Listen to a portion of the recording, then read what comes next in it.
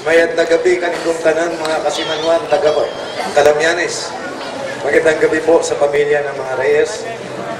At ako po magsasalita not because taga Kulyon, kundi dahil po isang Palawenyo.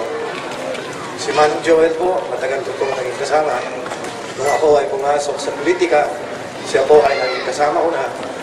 At isang paniwala lang po bilang Palawenyo, ang Palawan po ay hindi magbe-breed ng mga masasamang tao sapagkat naniniwala po ko sa isang tahimik na lugar, wala pong magiging masamang tao.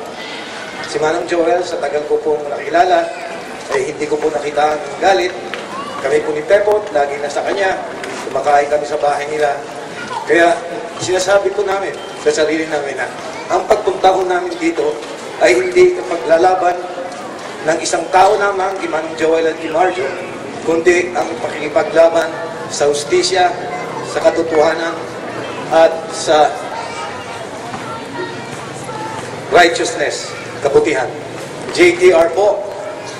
Subalit, huwag po natin kakalimutan ang JTR. JTR, justice, truth, and because today is Easter, R is resurrection. Ipaglaban po natin ang Palawan.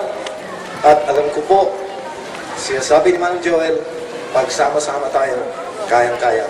Sa behalf po ng ating mga kababayan dito sa Palawan, ipaglaban po natin sapagkat huwag po sanang mangyari sa atin ang sinasabi ng mga matatanda, yupang mibalangay, yupang binulog, tungtalsin. Magandang gabi po sa ating lahat.